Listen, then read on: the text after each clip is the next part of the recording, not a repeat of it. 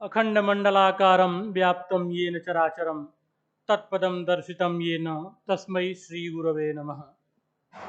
इंदिरा गांधी राष्ट्रीय कला केंद्र, क्षेत्रीय केंद्र वाराणसी एवं भारत अध्ययन केंद्र काशी हिंदू विश्वविद्यालय के संयुक्त तत्वावधान में आयोजित इस विशिष्ट व्याख्यान सत्र में आप सभी सुधीजनों का हार्दिक स्वागत है, अभिनंदन एवं वंदन है। कार्यक्रम को प्रारंभ करने के लिए आज के इस विशिष्ट सत्र के अध्यक्ष हैं पूर्व संकाय प्रमुख संस्कृत विद्या धर्म विज्ञान संकाय काशी हिंदू विश्वविद्यालय, वैदिक दर्शन, व्याकरण दर्शन तथा नाट्य शास्त्र के अत्यंत विशिष्ट आचार्य परम पूज्य गुरुवर आचार्य कृष्णकांत शर्मा जी, और वक्ता हैं मैसूर से पधारे हुए विद्वान आर एस नंद कुमार जी। मैं दोनों ही विशिष्ट जनों से निवेदन करता हूं कि दीपक प्रज्वलन एवं मां सरस्वती तथा महामना पंडित मदन मोहन मालवीय के चित्र पर पुष्पांजलि अर्पित करके कार्यक्रम को उद्घाटित करें। हमारे बीच में उपस्थित है भारत अध्ययन केंद्र के यशस्वी समन्वयक परम पूज्य गुरुवर आचार्य सदाशिव कुमार द्विवेदी जी, इंदिरा गांधी राष्ट्रीय कला केंद्र के परामर्शदाता आचार्य विजय शंकर शुक्ल जी, क्षेत्रीय निदेशक डॉक्टर अभिजीत दीक्षित जी। मैं इन सभी लोगों से निवेदन करता हूं कि वो कार्यक्रम को उद्घाटित करें। हमारे बीच में उपस्थित हैं आयुर्वेद संकाय के पूर्व संकाय प्रमुख आचार्य सीवी झा जी एवं मैसूर से पधारी हुई श्रीमती राधिकानंद कुमार जी से भी मैं निवेदन करता हूं कि वो कार्यक्रम को उद्घाटन करें।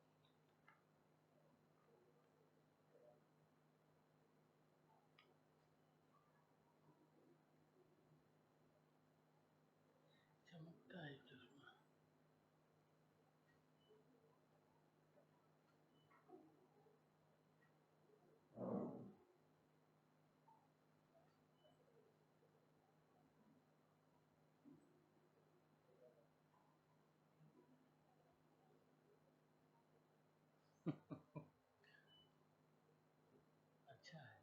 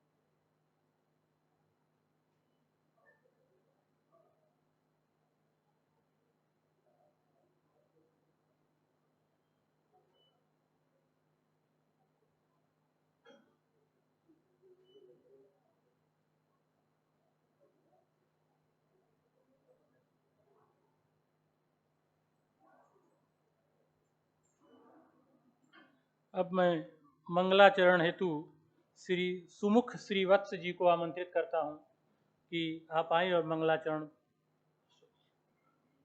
मैं परम पूज्य गुरुवर आचार्य कृष्णकांत शर्मा जी एवं परम आदरणीय आचार्य नंद कुमार जी को आमंत्रित करता हूं कि मंच पर आसन ग्रहण करें। छूट गया जी।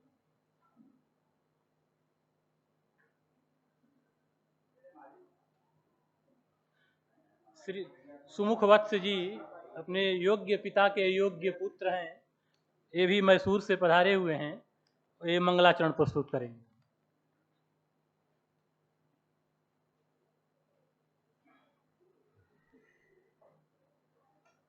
ओम श्री महागणपतये नमः।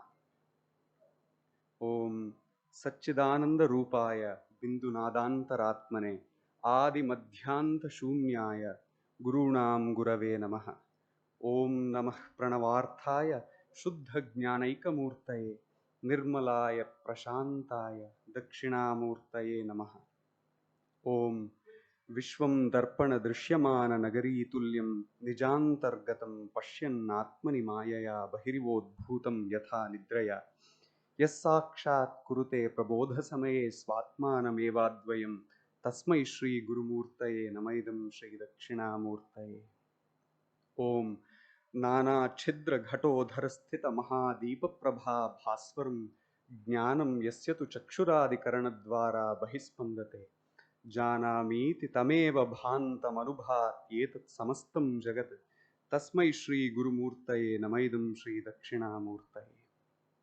ओम सर्वात्मत्वमिति स्फुटीकृतमिदं यस्मादमुष्मिन् स्तवे तेनास्य श्रवणात् तदर्थमननात् ध्यानाच्च संकीर्तनात् सर्वात्मत्वमहाविभूतिसहितं स्यादीश्वरत्वं स्वतः सिद्धेत् पुनरष्टधा परिणतं चैश्वर्यमव्याहतम्। ओम शांति शांति शांति।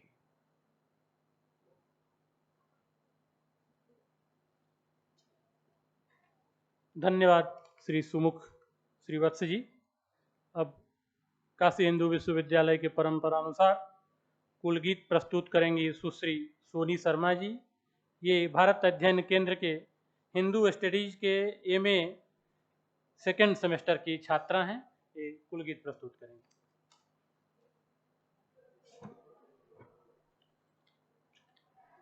मधुर मनोहर अतीव सुंदर यह सर्व विद्या की राजधानी राजधानी।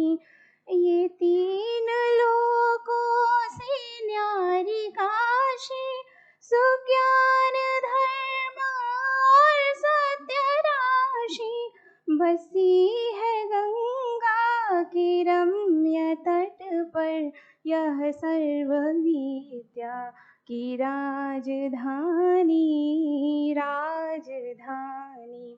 नई नहीं है ये ईंट पत्थर है विश्वकर्मा का कार्य सुंदर रचे है विद्या के भव्य मंदिर यह सर्व सृष्टि की राजधानी राजधानी। यहाँ की है ये पवित्र शिक्षा कि सत्य पहले फिर आत्मरक्षा। बिके हरिश्चंद्र थे यहीं पर यह सत्य शिक्षा की राजधानी राजधानी। वह वेद ईश्वर की सत्यवाणी बने जिन्हें पढ़ के ब्रह्म ज्ञानी थे व्यास जी ने रचे यहीं पर यह ब्रह्म विद्या की राजधानी राजधानी। वह मुक्ति पद को दिलाने वाले सुधर्म पथ पर चलाने वाले यही फले फूले बुद्ध शंकर यह राज ऋषियों की राजधानी राजधानी। सुरम्य धाराएं वरुणासी नहाए जिनमें कबीर तुलसी भला हो कविता का क्यों न आकर यह वाग विद्या की राजधानी राजधानी। विविध कला अर्थ शास्त्र गायन गणित अमृत खनिज औषधि रसायन, प्रतीचि प्राची का मेल सुंदर, यह विश्वविद्या की राजधानी, राजधानी। यह मालवीय जी की देशभक्ति, यह उनका साहस, यह उनकी शक्ति, प्रकट हुई है नवीन होकर, यह कर्म वीरों की राजधानी, राजधानी। मधुर मनोहर अतीव सुंदर, यह सर्वविद्या की राजधानी, राजधानी। मधुर मनोहर अतीव सुंदर, यह सर्वविद्या की राजधानी, राजधानी।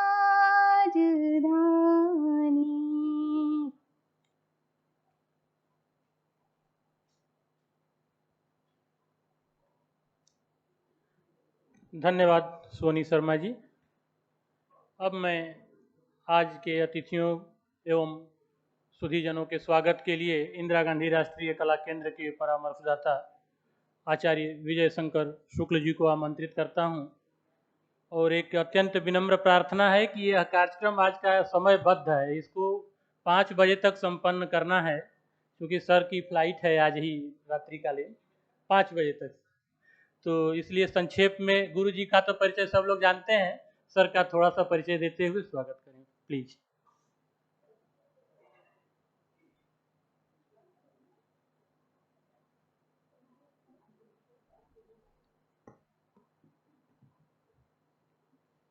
सर्वश्रुति शिरोरत्न समुद्भाषित मूर्तये ज्ञानांबुज सूर्याय तस्मै श्री गुरवे नमः। परम श्रद्धेय आज इस व्याख्यान सत्र के अध्यक्ष काशी हिंदू विश्वविद्यालय के धर्मविद के संस्कृत विद्या एवं धर्म विज्ञान संकाय के पूर्व संकाय प्रमुख, हम सबके गुरु आचार्य कृष्णकांत शर्मा जी, आज जिनके व्याख्यान को सुनने के लिए हम सब यहाँ एकत्र हुए हैं, ऐसे भारत विद्या के महान ज्ञाता, व्याख्याता एवं प्रचारक विद्वान आर्यस नंद कुमार जी,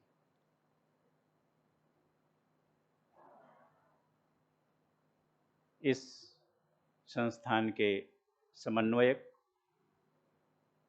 आचार्य प्रसाद द्विवेदी जी, इंदिरा गांधी राष्ट्रीय कला केंद्र के क्षेत्रीय केंद्र वाराणसी के क्षेत्रीय निदेशक डॉक्टर अभिजीत दीक्षित जी, परम विदुषी राधिका नंद कुमार जी, प्रोफेसर झा जी, रामनाथन जी, एवं भारत अध्ययन केंद्र तथा हमारे इंदिरा गांधी राष्ट्रीय कला केंद्र के सभी सहयोगी एवं छात्रगण। आज का व्याख्यान आप सबके लिए बहुत ही महत्वपूर्ण है। इस दृष्टि से महत्वपूर्ण है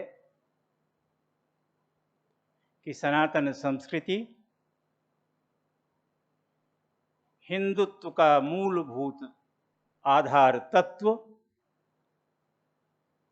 अगर कहीं से प्रारंभ होता है, कहीं उसकी आधार पीठिका है, तो वह है भारतीय संगीत।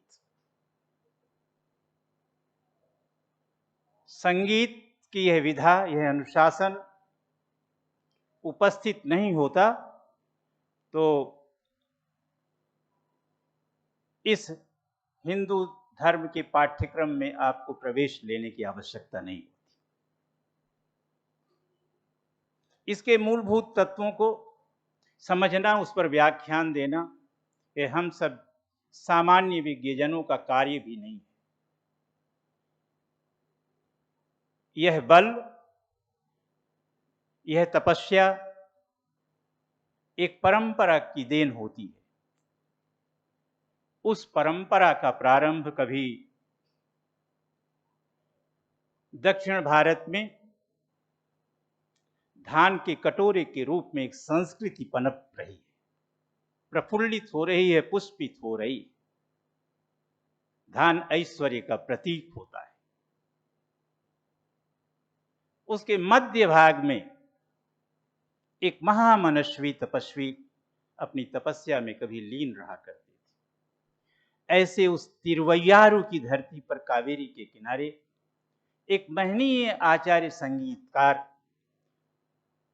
त्यागराज के रूप में अपनी साधना को आगे बढ़ाते हुए इतना दूर ले गए कि कर्नाटक ही नहीं, संपूर्ण भारत में 15वीं 16वीं शताब्दी में उनकी ख्याति थी। यह वही क्षेत्र है जहां भगवान शिव बृहदीश्वर के रूप में विराजमान है। उस परंपरा में विद्वान आर्यसनंद कुमार जी के पूज्य पिताजी, जो भारत में उन त्रिमूर्तियों में एक थे जो संगीत शास्त्र पर व्याख्यान किया करते थे, उसमें 2 का संबंध काशी से है और 1 का संबंध पूरे दक्षिण भारत से।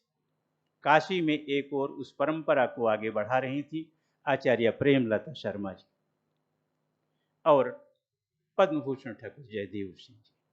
तो दक्षिण में वह परंपरा संपूर्णता के साथ अगर स्थान ले रही थी तो वह परम पूज्य पद्मश्री से सम्मानित आर्य सत्यनारायण गुरु जी के माध्यम से। उस पूरी परंपरा को हमारे विद्वान आर्यसनंद कुमार जी और विद्श्री राधिकानंद कुमार जी ने आत्मसात किया। सारी की सारी, आप, मुझे विश्वास है कि मूलभूत तत्वों पर आप जरूर प्रकाश डालेंगे, लेकिन जो प्रथम तत्व है, जो सृष्टि का प्रथम बीज है, जो उद्भावक बीज है, जो सृष्टि का को अंकुरित करने वाला जो तत्व है, जो स्पंदन है, वह तो प्रणव ही है, ओंकार ही है।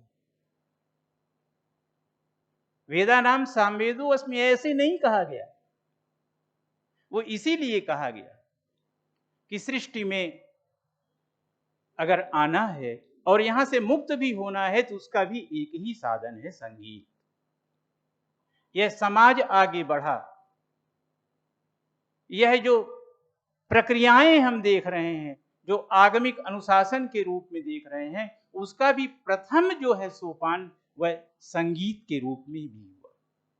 हमने अपनी पूजन पद्धति भी शुरू की तो वह संगीत के लिए शुरू की, संगीत से शुरू की, जब हमने रंग दैवत पूजन विधान का सांगोपांग विवेचन किया। हम जहां खड़े हैं इसकी आधार भूमि भी रंग मंडप विधान से प्रारंभ हुई। हम जो षोडशोपचार पूजन करते हैं उसका भी लोकार्पण कहीं और से नहीं हुआ, वो इसी पद्धति से हुआ। इस पर बहुत सारे तत्व हैं जिसमें यह लगता है कि अगर संगीत को ना जाने, संगीत के ऊपर व्याख्यान ना सुने और इसके बारे में विचार ना करें तो हम भारतीय संस्कृति और अपने हिंदू धर्म के बारे में कुछ भी नहीं जानते, क्योंकि अंत में जो उपासना है वह सारस्वत उपासना है, विद्या उपासना है। बिना विद्या उपासना के, शास्त्र परिचर्या के कोई भी पूजन विधान पूर्ण नहीं होता है।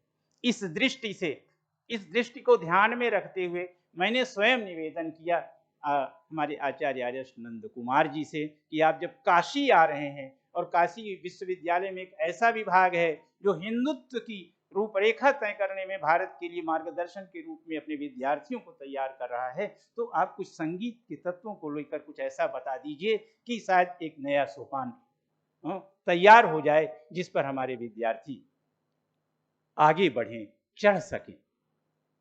यह वस्तुतः मुझे यह सौभाग्य है जो हमारे परम हमारे स्नेह भाजन आदरणीय सदाशिव द्विवेदी जी के माध्यम से जो मुझे प्राप्त हो रहा है कि इन विद्यार्थियों के साथ परिचर्चा करने का मुझे कदाचित कभी कभी अवसर मिल जाता है। यहाँ के विद्वान जो विजिटिंग फेलो हैं उनके साथ चर्चा करने का अवसर मिल जाता है। तो यह विद्या की परंपरा और पुष्ट हो, इस दृष्टि से मैंने आपसे निवेदन किया। आपने बड़ी सहजता के साथ स्वीकार किया और बहुत ही अल्प समय में कहा नहीं, मैं अवश्य जो है इस चर्चा में सम्मिलित होऊंगा। इस दृष्टि से मैं इन सब की तरफ से आपका अभिनंदन करता हूं, स्वागत करता हूं। इंदिरा गांधी राष्ट्रीय कला केंद्र के पक्ष की ओर से, भारत अध्ययन की ओर से, और इस विश्वास के साथ कि जब भी आपका काशी आगमन होगा, इस तरह की जो आधार भूमि और जो मूलभूत तत्व हैं उन पर कभी न कभी आप हम लोगों को भी सम्मिलित करते रहेंगे। ऐसे में आवश्यकता थी कि सबका जो इस चर्चा का, इस व्याख्यान का जो तत्व है उस रूप में और आगे बढ़े।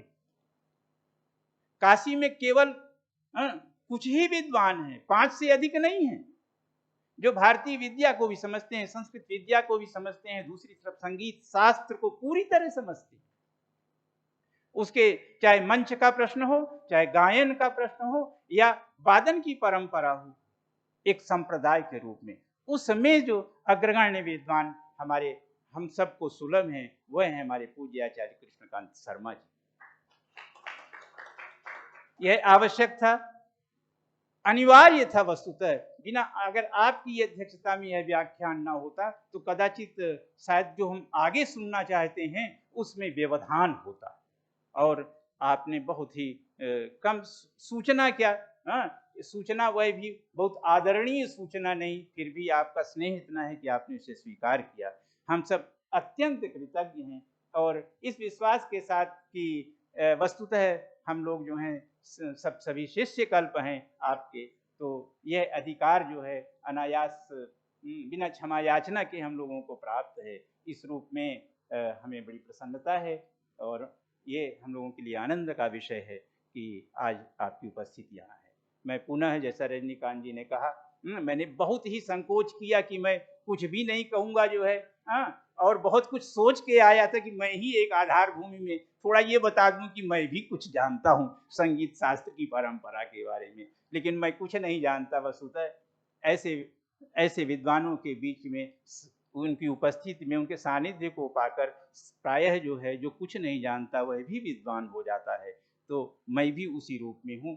मैं इन्हीं शब्दों के साथ पुनः आप सबका अभिनंदन करते हुए, स्वागत करते हुए अपनी वाणी को विराम देता हूँ।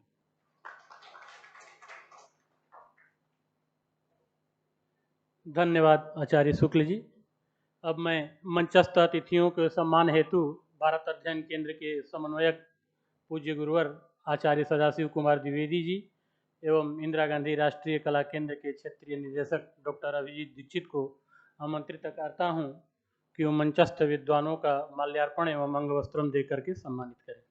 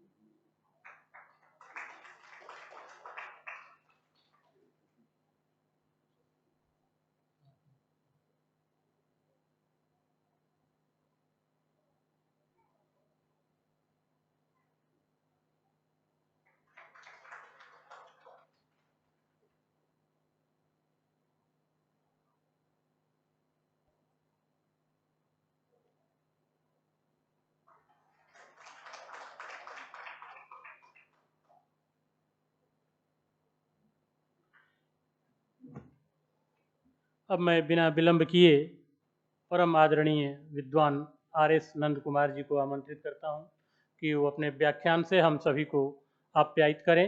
विषय है हिंदुत्व एवं भारतीय संगीत।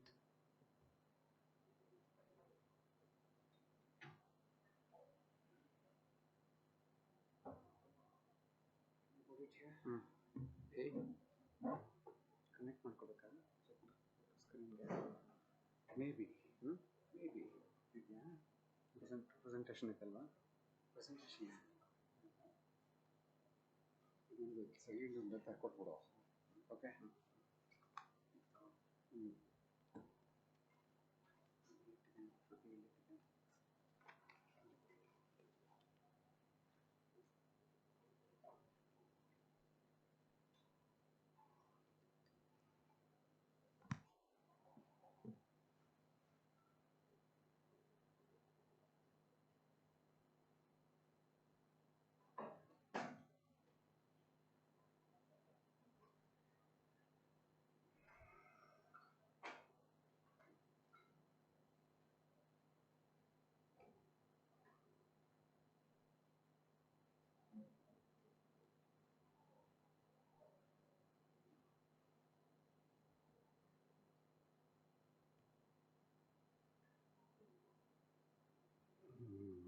Here it is.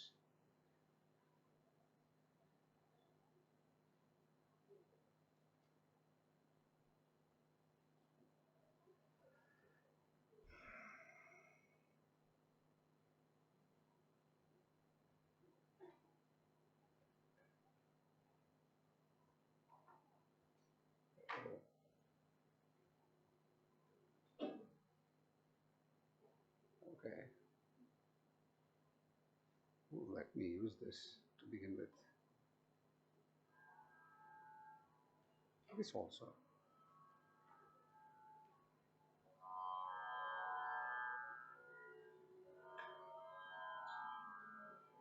ॐ बीजापूरगदेक्षुकार्मुकुर्जा चक्राब्जपाशोत्पलद्वीक्षानर्तकलशप्रोद्यत्कराम्भोरुहः ध्येयो वल्लभया सपद्मकर्या सृष्टोद्वलद्भूषया विश्वोत्पत्तिविनाशसंस्थितिकरो विघ्नो विशिष्टार्थदः महागणपतये नमः.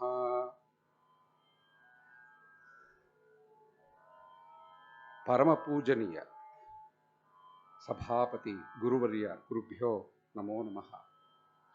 श्रीमान धीमान अमंदरस निष्यंद हृदय सभा सरस्वती लास्य विलास सभा लक्ष्मी लास्य विलास सभासदा नमो नमः.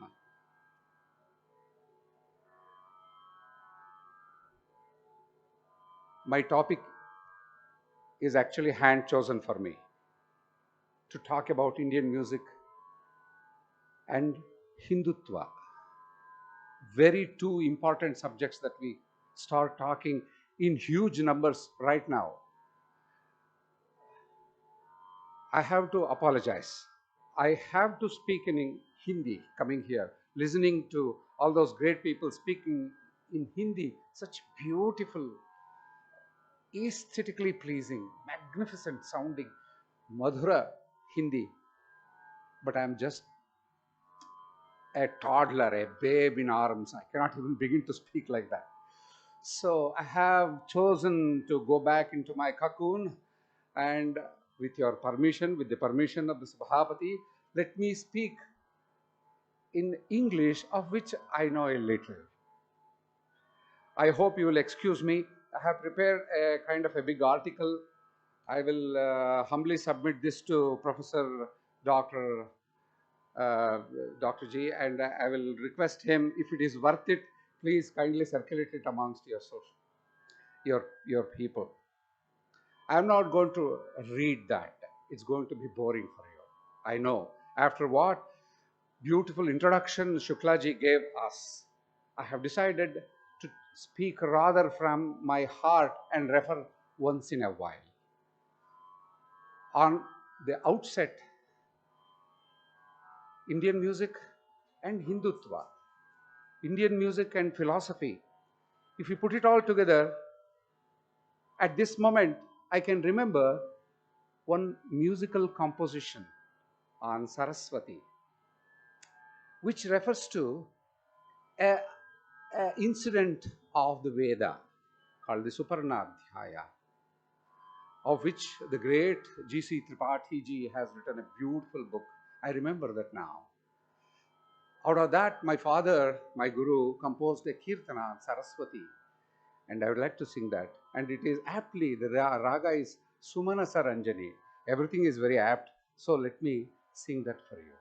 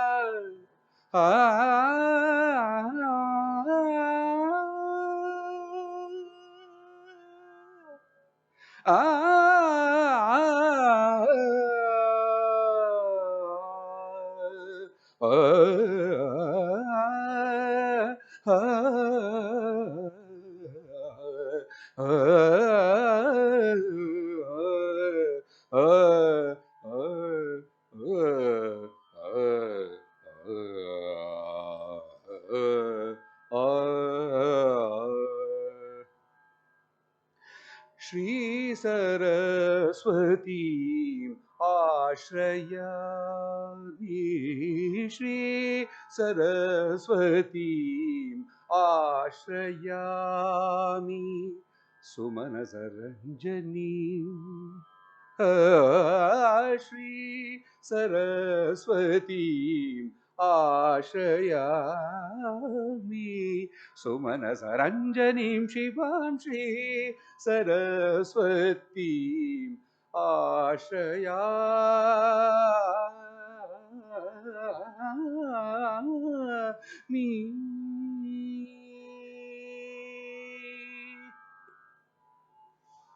Chodayitrim Chaturvag Vibhuti Pradayini, Chodayitrim Chaturvag Vibhuti Pradayini, Chidananda Dhanabodha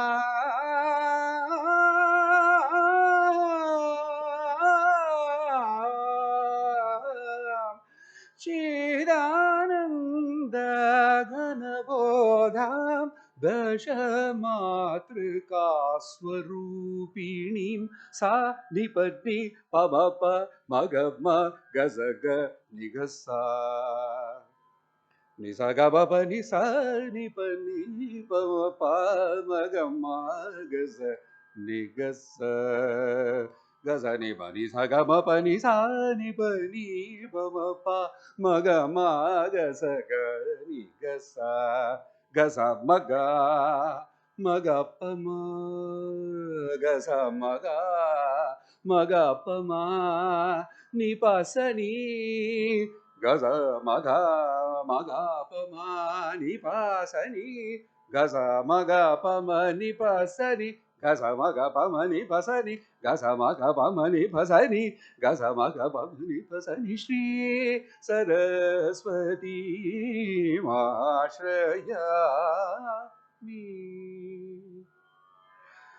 Sarva Shuklam Satyabodham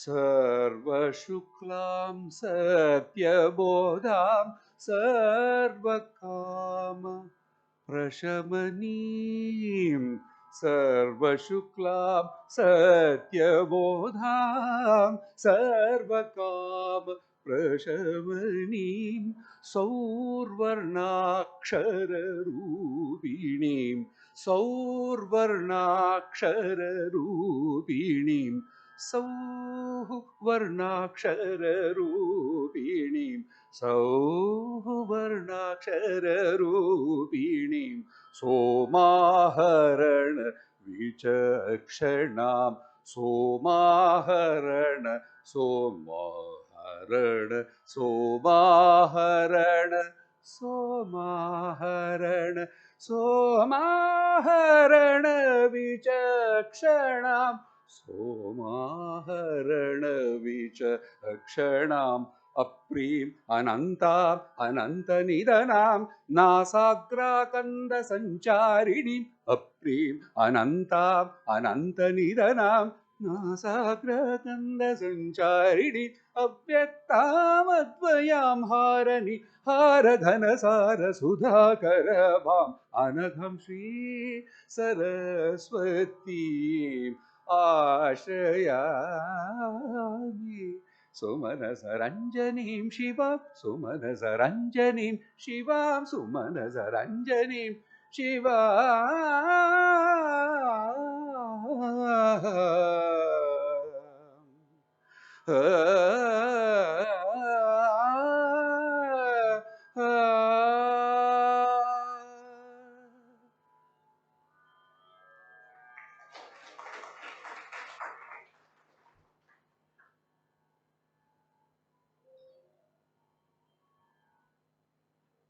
My task for today is twofold. Talk to you about a little bit of Indian music. Talk to you about the Hindu, the concept of Hindu, the hindutva, how I understand it. On the outside, I have to submit before you. I've come from Karnataka. I'm a Karnataka musician. Our understanding of all these concepts of the Bharatiya Sangeeta is a little different from perhaps what you understand here because of the kind of Hindustani music parikaras that it uses, the concepts that the Hindustani music uses, and the various the swarasthanas, the scalic foundation of Hindustani music. But the undercurrent, the jiva of that music we call as Sangeeta, I believe, is one and the same. So, in a way, by birth, by nationality, I have blissfully inherited these two. I'm a proud Indian and a Hindu. I'm a practicing musician. I'm born into ritualism. Been practicing rituals all my life. I have studied a little bit of musicology. I have inherited, I am initiated into Shakta and Vedic practices right from my birth, and so on and so forth. So I am there. But I keep asking the question, what am I doing? Am I a musician? Am I a Sangeetagara? Am I a Hindu? Now, these are the ticklish questions which I always ask. What's happening to me? Indian music constantly changes. As a Hindu, am I changing also? Is it one-to-one relationship? Indian music has gone through various times in history, in written history, it has really changed into what it is now. So, what it is now as Hindutva, was it really the thing that we now describe as Hindutva? What about the Hindutva was there a Hindutva, or should we call it as Hindutva, during the time of Vedic times?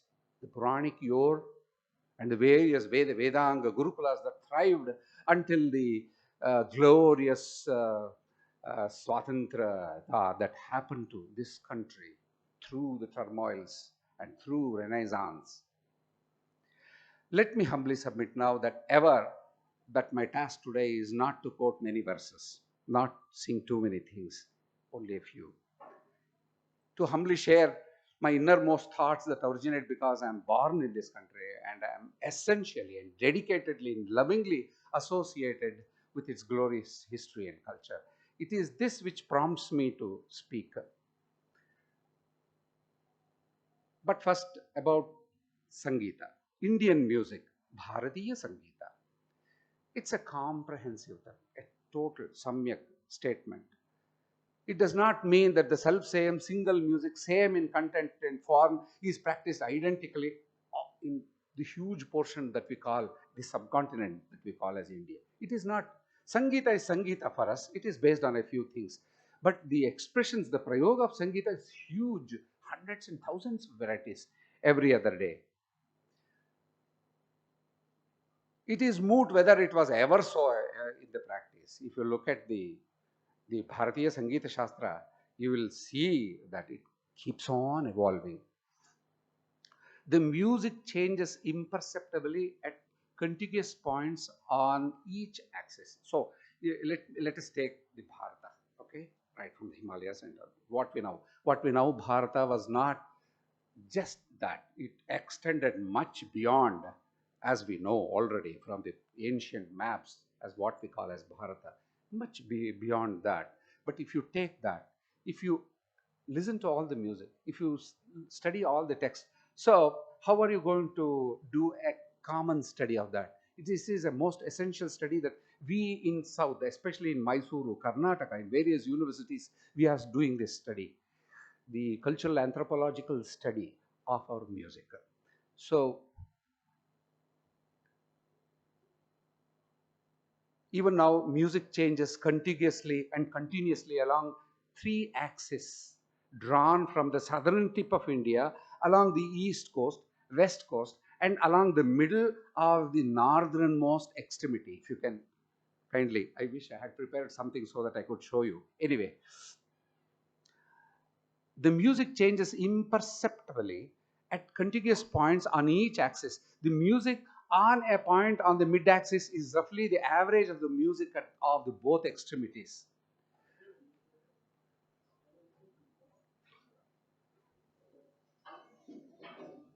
But the music is widely different at the farthest points.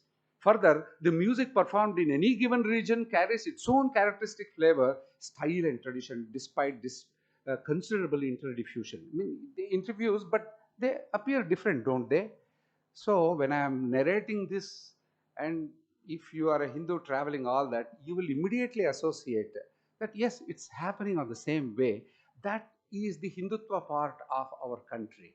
The Indian music is intrinsically interwoven into the Hindutva part of it. You take out Hindutva, and most of our sangeeta falls down. So, for our sangeeta to be what it is and what will ever be constantly changing, it has to have this. That's my point of view, which I am submitting before you. These micro variations form the mosaic, which is Indian music. Again, Indian music comprehends many modes, such as classical. You have classical art music, you have folk music, you have tribal music, traditional and ritualistic music called the sampradaya music, and light classical music, and light music, and film music, and you have so many number of music. But where is the generic? Whatever the mode, Indian music is always composed and performed in terms of its quadrology, four types: raga, tala, prabandha, and vadya, isn't it? So the first three reveal distinct tradition in both textual and oral transmissions in both Karnataka and Hindustani music. Each reveals frequent attempts at modernization and innovation during its evolution. Practically every music treatise composed during the past 2 millennia has for its core the updating of ragas, talas, prabandhas, and vadyas in terms of their contemporary usage. The veenas that you saw during all those Vallaki veena, all those great Yajna Samaya veenas that you saw in the Vedic period, is not the veena that you see now. It has to be reconstructed. Anyway, it is being reconstructed, but that's not the veena, because the veena of our times had to accommodate our music for now. So these are invariably accommodated into a stream of past usages so that a tradition is built up. Tradition is built up because of this. If innovations and creations introduced by individual genius, such as a new raga, a new tala, a new prabandha, gain sustained general acceptance, the novelty of such new things fades and becomes generic to the music. That is why you have this generic music called Karnataka Sangeeta and Hindustani Sangeeta. All these people, see, throw your mind back. Karnataka Sangeeta, let us take 16th century. It was evolving. Sripada Raja is there. He's singing all these compositions inspired by the Vishnu Bhakti movement, which was pan-Indian in nature. Everywhere Vishnu Bhakti was there. The Palaka was very necessary because the India countryside was torn asunder with war. There was pain everywhere. There were great sorrow, sadness, tears everywhere. And the music had to come to the rescue of the people of India. Democratization of music had already happened. We have been a democracy in music since 7th century. You cannot believe it, but a lot of research has to be done. Research already being done by great people. Premlata Sharma ji has done it, and Ras Satyanarayana has done it, and I, as their Shishya, is continuing a little in that direction. democracy in India perhaps happened in music first rather than in the socio-political and cultural realm. Because we have ample evidence in the Vishnu Dharmottara Purana, Vayu Purana, Agni Purana of the democratization of Indian music. Anyway, we'll come to that a little later. So what happens is all these great people are doing this. Everybody is thrilled. Everybody is doing. Suddenly, the novelty goes away. The newness goes away. And everybody, because doing it, it becomes that music, stylized. That's why all over India, stylized and stabilization music is continuously happening, evolving. And we are not talking about 10 years, we are talking about 100 years at least, 100, 350 years at least. And Hindustani music and Karnataka music, you know that especially in Karnataka music, 250 years, one composition beautifully survives. Tyagaraja's composition we are singing today in its all authenticity. Mudduswami Dikshita's Kirtanas, today we are performing. And what Matanga Bharatadi said for the Swarasaptaka, we are still performing, don't you? Okay, there may be, let me give you a very, skip through a lot of things. I know things are getting up. So let me skip through. From Samaveda, we have Sangeeta. So Sama is the originate. So in how was the Sama was being seen? Om Tatsa Vitur Varenyom Bhargo Devasya. And within that, you have the I, Ho, and all that. Okay. And there is a Shiksha in which you have to sing that. There's a particular way. There's a notation already written and prescribed as a system in the Samaveda. So I'm singing like this, and how, as a musician, can you understand Samaveda is very important. Take any raga. Sa, pa, take that. Okay? Sariga, padani. Mid octave. Sariga, padani. Any vikrita swara you can take. So, Sariga, Padani. The Samaveda happens in between the Sariga and Padani. So, either you start from Sa or you start from Pa, fixing your Shruti not on Sa for Samaveda, on Madhyama. That is why we have two gramas, Madhyama grama and Shadja grama. If you start singing and tuning yourself from the Shadja grama, you have to sing from Sa. You have to sing, if it is Madhyama grama, you have to sing from Pa. This is a Samashiksha, and to this day we are doing it.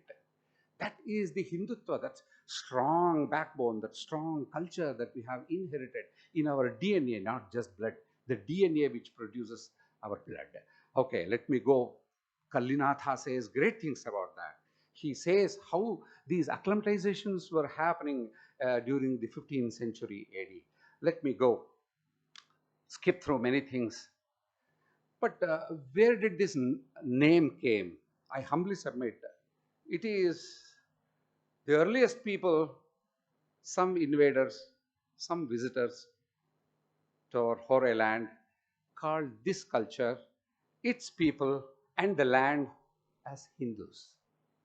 This is very much true if we take up the Karnataka music and Hindustani music. The musicians were singing it. They didn't call it by any other name. They just performed that music and called that as Indian Bharatiya Sangeeta. But it is the others who looked at it, found out the difference, and soon after the Swatantrita that we obtained gloriously, we had to recognize who we are, identity as a federal state, and then suddenly we called it, okay, this music is different from the other music, but yet we are all one, isn't it? We are all Indians and things like that. And many other cultural, socio-cultural, political, and politics came into it, and we had to call this music by that name, that music by that name.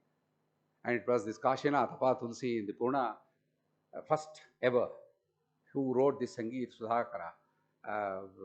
He called it as, okay, the Dakshinatya music should be called as Karnataka music or Carnatic music. And the rest of the music in the Bharatavarsha is Hindustani music. This is the first instance that we find ever the nomenclature. This is how the history happens. A It happens in the world. World culture has called it. Those natives lived their life. The others who came saw it. They had to recognize this. They named it. That's why we have. But the Hindutva or the Bharatiyata is embedded in our DNA. That's what my premise is all about. It is now my task as to what I contemporarily relate as Hindu. A Hindu and his culture is usually understood based on the definitions and eruditions of its philosophy, way of life, philosophy, how they think, how we behave, how we think, how we interact, how we take in, absorb, cognition, everything. A Hindu by birth, with or without the comprehensive knowledge, born out of various discussions, deliberations, context, preaching, Vagvada, logical delineations, Vagvada, and even Vagyuddha, verbal wars, and difference of opinions, which we have a lot during our times, feels a sense of belonging to our land, its huge practices, its generic behaviors, etc. And Atons identifies this as his home, our home. If you say you're Hindu, you do belong here, don't you, in this country? Wherever you are, you may be an American citizen, but finally you end up as this. That is the scope and scan of this Hindutva, the Bharatiyata. It is there, and it is in our cognition. Let me come to that a little. What is Hinduism? Is it a dharma? Is this a way of life? Is this a generic understanding which is taken for granted as a strong and essential belief? Is this sense of identity born out of one's genealogy, out of the way in which one was born and later on accepted to live in this route? Am I a Hindu because it is beneficial for me to call myself as a Hindu? And so on and so forth. For all these questions, the answer is very simple. You know, this is there in this Sangeeta. Suppose if I sing this Sangati, Gama pani sa ni pa ma da ni sa. Okay, juxtapose it with ni ne ba ma ba ri sa ni sa da da da pa da ni da ni pa ma pa mo pa mo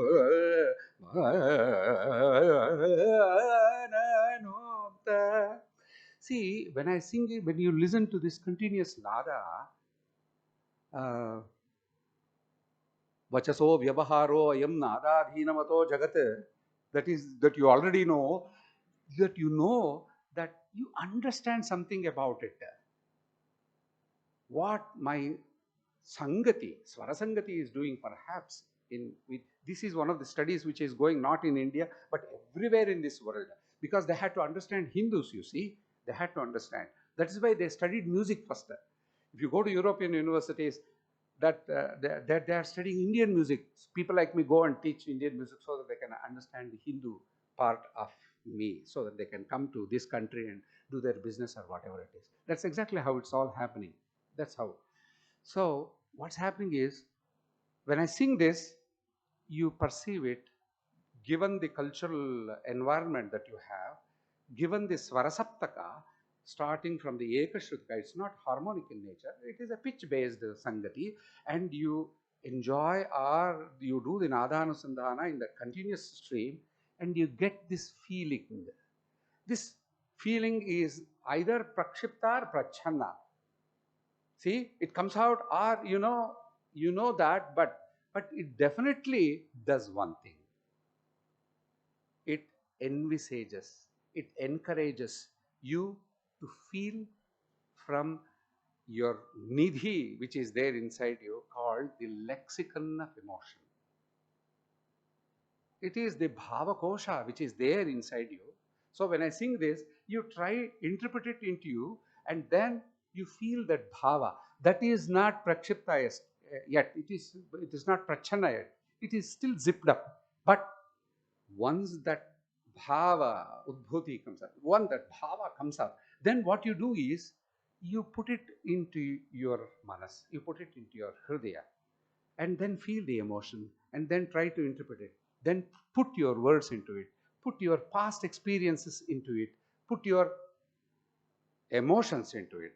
You're out of your own volition, you want to put your emotions into it. And then you have another kathanaka.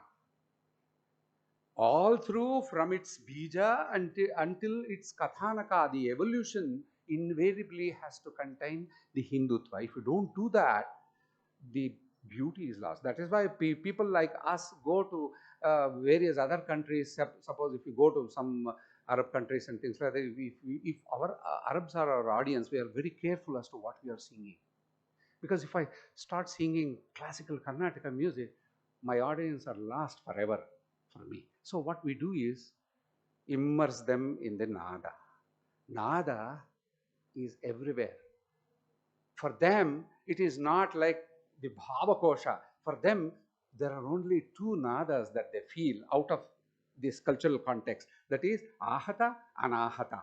Anahata is the knowledge where we start. Ahata is the knowledge where they start. So we start from the ahata nada. We are doing all the vaibhava, wow factor and all that, and then suddenly they are there. And suddenly they are initiated into our culture. And this is exactly what our audience everywhere in this world wants to do. This is a huge aspect of it, and musicians have learned it from Gita. You see, jnanam vijnanam astikyam. Without the astikya, where is jnana? Where is vidya? So right from our initiation into music, we are taught this word, jnanam vijnanam astikyam. All has to be there for our sangeeta to come to what it is. Of course, if it is a vagvada, it is good. It enhances our knowledge. If it is a vagyuddha, where the idea is to just ask the question, not to know, but to destroy the very premises on which the questions are being asked, it is a vagyuddha. It's a useless thing. We have to just go away from that. We must not be abhimukha. We have to be tiryanmukha for that. Okay. My attempt all through I am doing is the vakyartha. That's all. I take a few vakya and try to do it. There's a huge possibility. We have to do a lot of research in this. We have to do a lot of. See, from Samaveda, the Sangeeta has come. Okay. How? 22 Shrutis for the Swarasaptakas. So we have Swaravikritis and the Prakriti Swaras. So for each of these, Ananto Vai Gamakaha, there are lots and lots of Gamakas, that is range in which this Swara is sung. In all this, where am I as a Hindu? Should the question be asked? We have not done any research on that. Of course, the IGNCA of Bangalore, the SRC, brought out a little book on the rasa and dhvani and auchitya of late. It is better to take a look at that. There are some nice articles there also. Though my dear son doesn't very readily accept some of the expressions there. But it is only a Vagvada, hopefully not a Vagyuddha. But we need to ask questions like he is asking me. I'm way stupefied. I cannot even begin to answer some of the questions he's asking. Anyway, I would like to have this. So let me delineate you one-to-one what's happening. The authority and interpretation of Veda, in Hindu, the philosophy, things like that. The authority and interpretation of Vedas, the oldest and most sacred scriptures of Hinduism. The Vedas contains hymns, rituals, myths, metaphysical speculations that form the basis of Hindu worldview practices. Different schools of Hindu philosophy have different views on the nature and origin, validity of the Vedas, as well as their relation to the other sources of knowledge such as reason, experience, and revelation. Indian music takes its root from our Vedas, and Sangeeta has evolved from Samaveda. You know, first Vakya, that authentic Vakya is from the Natya Shastra, Jagraha Bhatyam Samavedo Gitamevacha. And then the Sangeeta Shastrakaras were waiting. Let me come to that later. They all used it. Then Indian music is based on two most essentials, the Shruti and the Laya. Both are defined based on the tenets and prescription of our Veda and Vedanga. If you have to do the scalic combination, scalic calculation of 22 Shrutis, and in that if you have to keep the Swara Sapta, the 14 variations of the Swaras, and if you have to recognize Raganga, Bhashanga, and Upanga, and all those Raga classifications, there is no other way but to follow the rules and tenets enunciated in the Nyaya Paddhati of Indian logic, not Western logic. If you take Western logic, it's all facts and figures. It doesn't yield, because Swara is not a fixed point for us. You see, it's a range of experience. That's what our Nyaya Shastra says. And Nada is indeed defined based on our philosophy. And the Shaiva, Shakta, and even Vaishnava philosophical thoughts very ably describe this. We relate an entire Upanishad to music, or music relates itself to the entire Upanishad. For example, the Chandogya. Chandogya is full of music. Even our musicological textual treatises are somehow called as the Sangeetopanishad Sarodhara. Jaina Sudhakalsha did it. But he has again democratized the Sangeeta Shastra there. I will tell you in a while what he did. And there is, you may be astonished to find out that there is a Diksha Krama also for initiating people, the Shishyas, into Sangeeta and Natya. There is a different Panchanga altogether as to when the Diksha has to happen, when the Ishti has to happen, and what are the Ishtikrama or the Antyeshti for a musician and all that. There is a huge kalpa yet to be written, and humbly I'm trying to do that. I'm trying to tell you, Indian music, as it doesn't mean that just some 30, 40, 100 songs that you master it and you give a lot of performances and known as a Sangeet Vidwan, and then you go to your Antyeshti. It doesn't mean that. Here and now you are born. For a musician, here and now you are born. Here and now you are living. And here and now you are slowly dying into music. That's exactly how we feel Indians, don't we? So, okay, the great Kohala, Kauhaliya Shiksha, and the Kohala Rahasya has given all these kalpas, and we have to restructure that. Indira Gandhi National Center has ably helped us in the past to do all this, and we are trying to do this. The Shiksha Krama, the Pratishakya of the Yajurveda, the Shiksha Krama of the Samaveda and Samagana, everything has to be understood in tandem with our Sangeeta Shiksha Krama. It's a thing that we have to do, and we are traditionally doing it, but we have to have an insight. The nature and purpose of human life, that's also very important, Sangeeta, especially in relation to our fourfold aims. Purusharthas, Dharmartha, Kama, Moksha.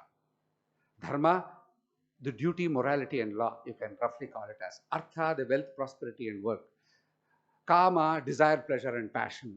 Moksha, liberation, freedom, salvation. Everything is applicable to music. Different schools of Hindu philosophy have different views, but yet they all agree upon this, that it is a way of life that we have to live to be known as a Hindu or the Bharatiya. Our Sangeeta too has imbibed all this in exactitude, whether it is art, classical music, tribal music, ritualist music.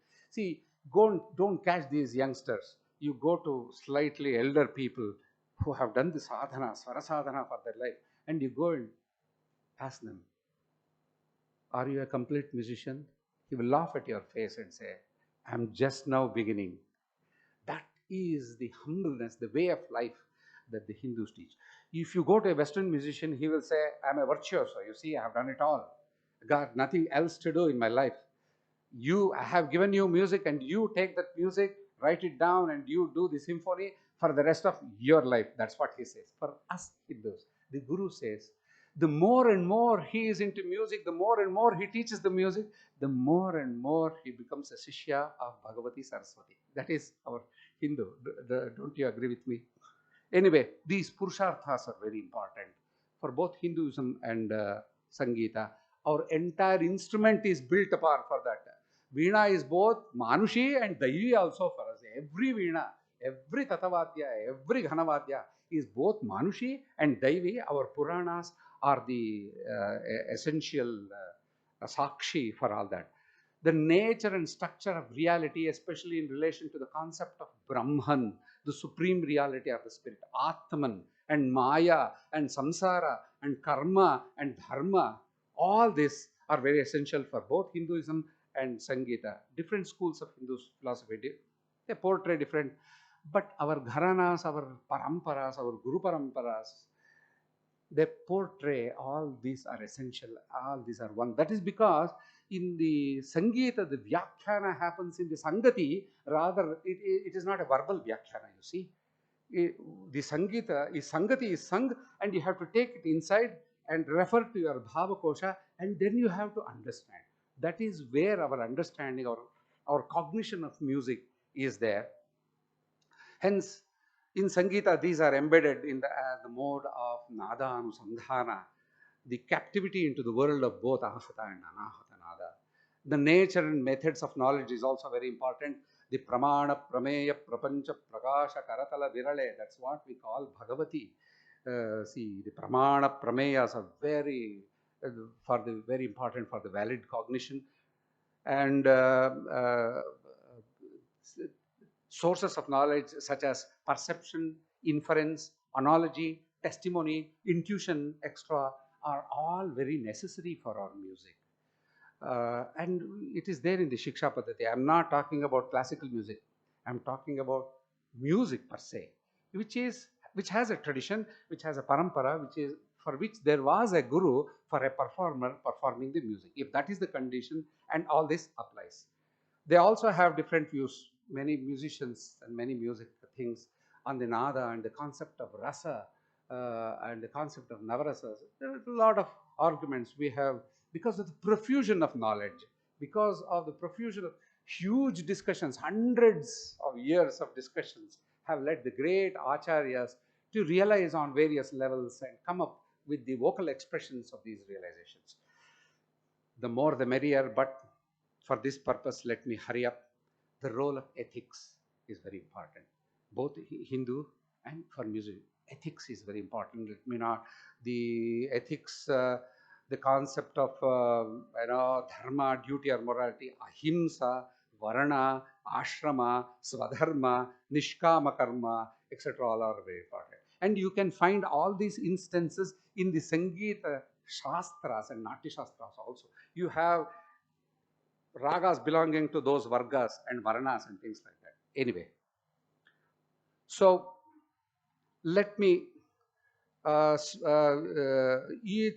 see various ragas, melodic phrases have vargas and varanas. Swadharma concept in philosophy is imbibed into the sampradaya to preserve a raga lakshana, for example. If you have to preserve a raga lakshana through 4 Guru Parampara, this swadharma is of great importance. Every guru will definitely say, yes, Nanda, you are saying it right. We collect these, make out a whole, and let me give you our music is Ekashrutika. You see,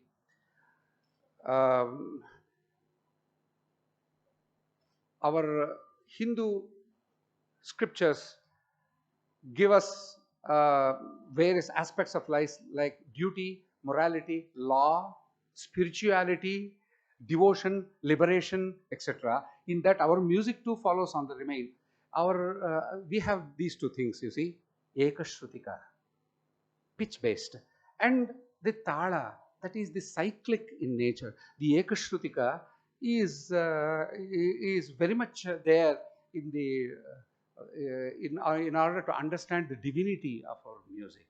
The Shruti is definitely the Mata, and the Laya is cyclic in nature. The Kalachakra concept of the Hinduism is exactly followed. Even the Tala Dashapranas that we know in Indian music, Indian Shastra, is based on the Kalachakra Pramana. Anyway, Nandikeshwara, based on this, says, Rugyajusama Vedebhyo Vedacha Atharvanaha Kramat Patyanthabhinayam Geetam Rasan Sangrihya Padmajaha. From the Natya Shastra, he says, Vyari Rachayas Rachachastramidam Dharmartha Mokshadam That's what the Nandikeshwara says. And the great Charang Deva, known for his preachy writing, says, Samavedadidam Sanjagraha Pitamaham. The great Charang Deva says. And let me briefly give you what the Sudha Kalasha narrates. Narrates a very interesting story. It's in tandem with the Hinduism. He talks to you about the very first emperor of the Jaina. He had 9 wealth, Navanidhi. The 9th is called the Shankha. The Saropanishad, Sangeetopanishad Sarodhara and the Jaina Puranas tell us that this 9th Nidhi is called Shankha.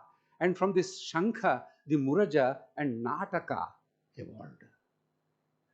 Since then, there are a lot of Puranas who give you picturesque, beautiful stories on this, and the ethos of our music and our Hinduism is very well merged in that. And there's a beautiful story as to why the great Mura, the Sangeet Saropanishad Sara and the various Puranas, the Jaina Purana also says, where the Mura Rakshasa came in and did his cheshta, and then this Shiva was there, Rudra was there, and he was very angry at this man, and then he actually vanquished him, and then his skin and the various mortal remains, cadaver, was left, and the Shiva left for the Kailasa. And then the animals of this world pecked at the mansa and made it out dry. Under hot sun, it became very dry. And when Shiva was coming back from the Kailasa for his tapasya here, there's a wind blowing, and this entire, the dry skin went up to the air along with the insides, that is the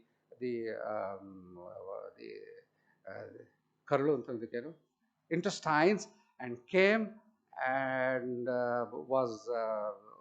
it paved itself on a totally dried up hollow wood, and then became tight, and suddenly out of the wind the nada came.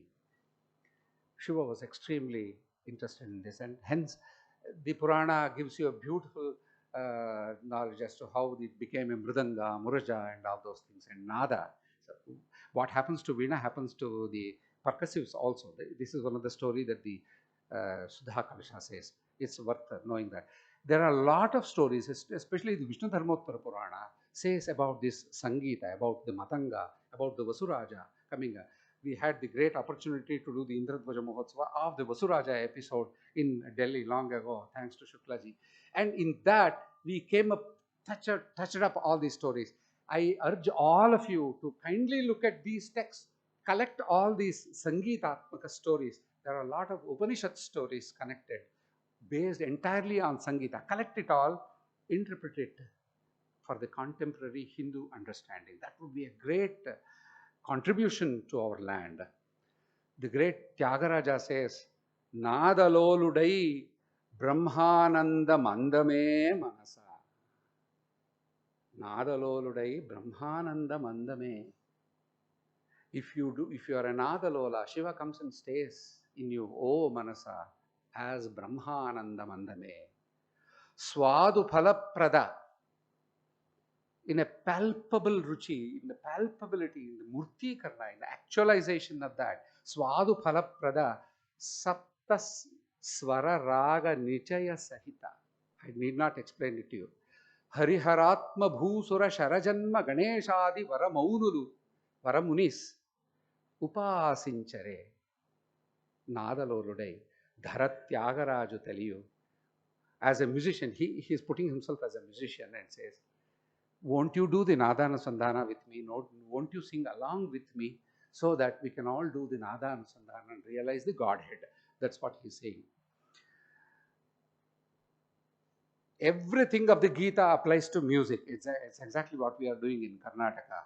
Karmanyevadikaha, Mahaphaleshu Kadachana, all these things we are teaching our students as the Sangeeta Vakya in Karnataka, because it's essential to keep our music chaste and within, it has to be made ethical in nature. The Shishya has to belong. especially now, given his mobile phones and all that. That which we call the Hindu religion is really the eternal religion because it embraces all others. That's what the Aurobindo said. And this is exactly what we are doing for various Jugalbandis also. Jugalbandis, Hindustani and music, and Jagalabandis with Western and Indian music. A lot of Jagalabandis also. Anyway, we do embrace them, don't we? Hindu Dharma is the consequence, is a quintessence of our national life.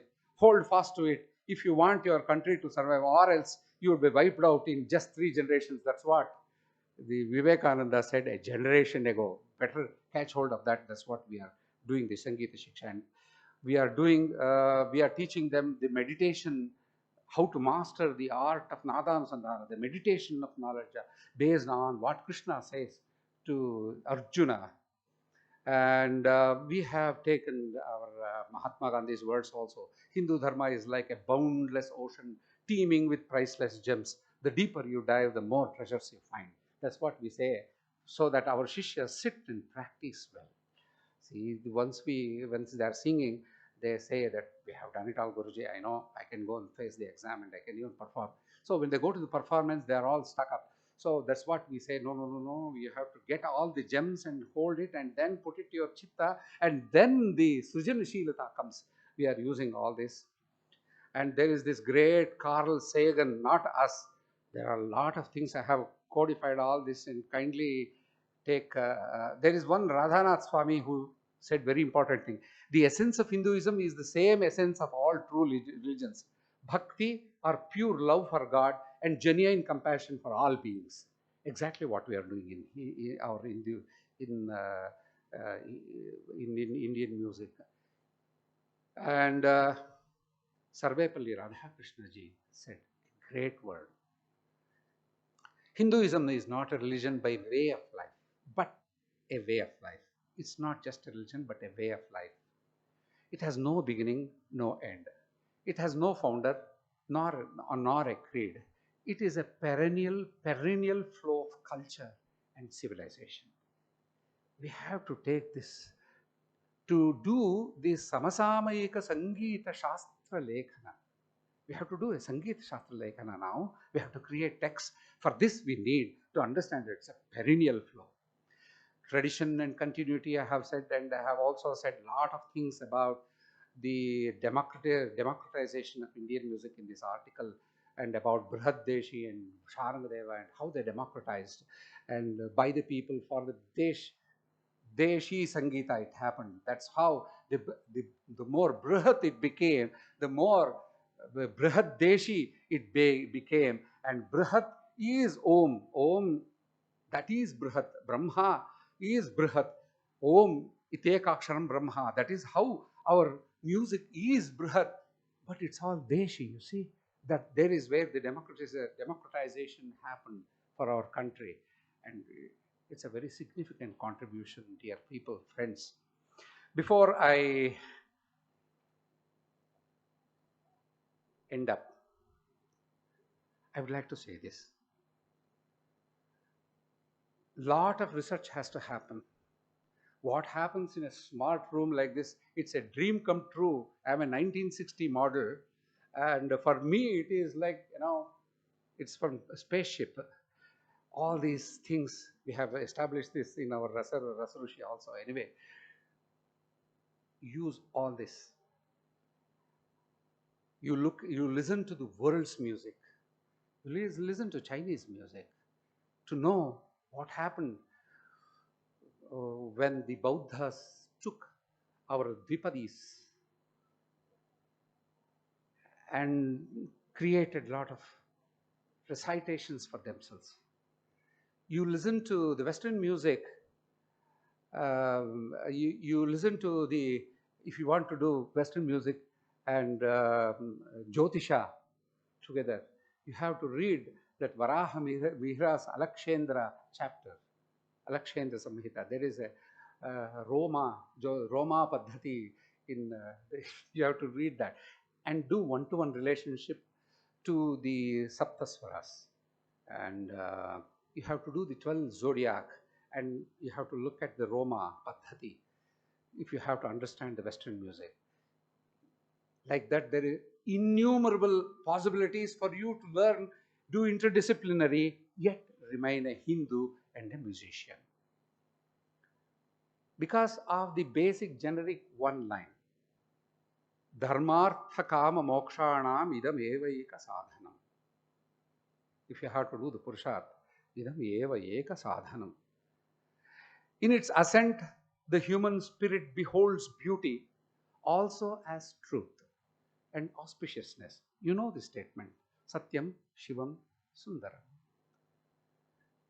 Problems are always good. We must have as many problems as possible.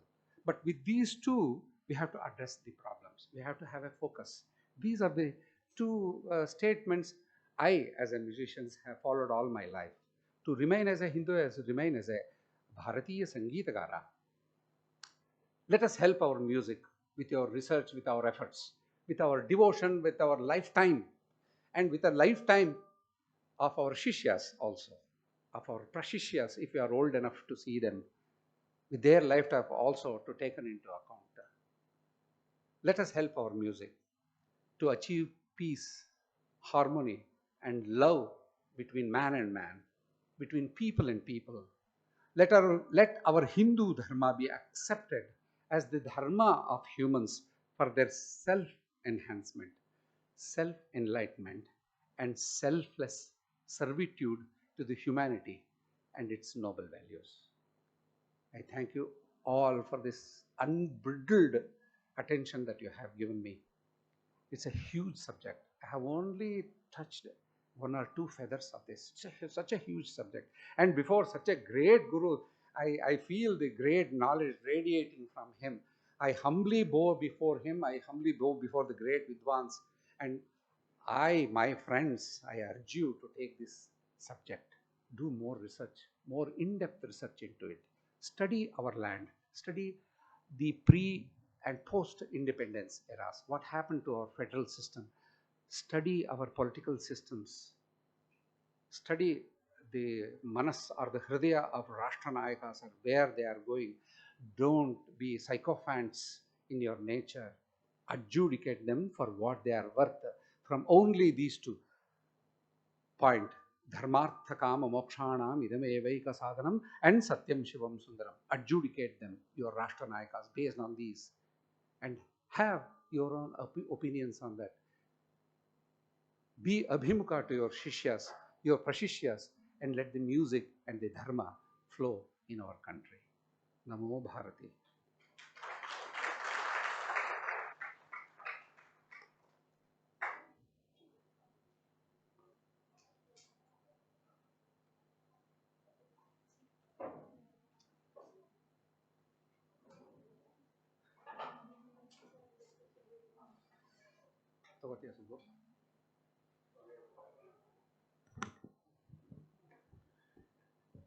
मैं परम आदरणीय आचार्य श्री का अत्यंत आभार व्यक्त करता हूं और आज के इस सारस्वत सत्र के अध्यक्ष परम पूज्य गुरुवर आचार्य कृष्णकांत शर्मा जी को आमंत्रित करता हूं कि वो अपने आशीर्वचनों से हम सभी को अभिसिंचित करें।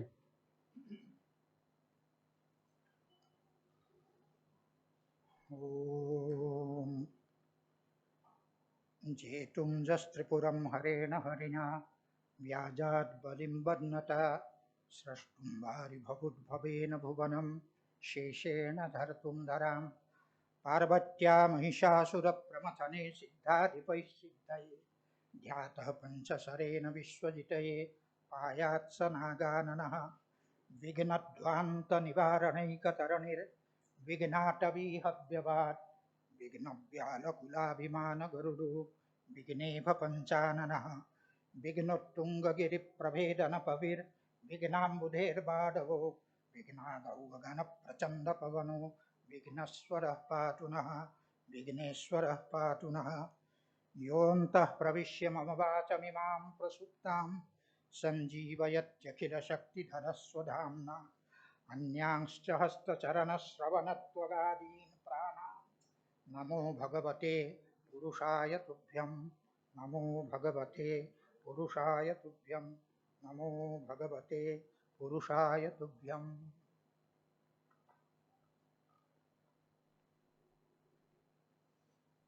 कल और आज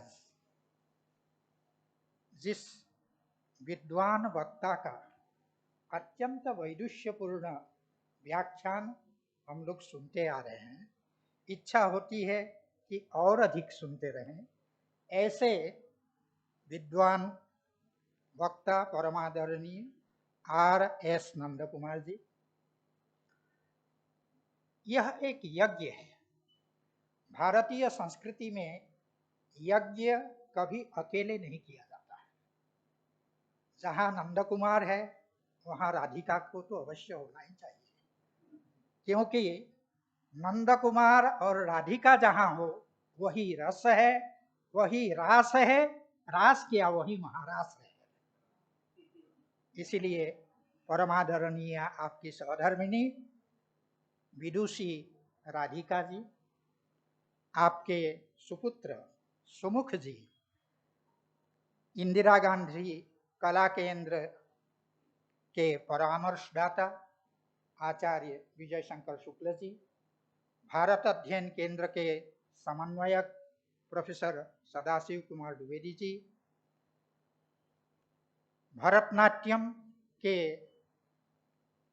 जाने माने आचार्य, अभी अभी जिन्हें संगीत नाटक एकेडमी ने पुरस्कृत किया है, आचार्य प्रेमचंद हुम्बल जी, आपकी सहधर्मिणी माला हुम्बल जी, मेरी सहधर्मिणी डॉक्टर स्वरवंदना शर्मा जी, आयुर्वेद संकाय के पूर्व संकाय प्रमुख एवं रसशास्त्र के जाने माने विद्वान प्रोफेसर C.B. झा जी,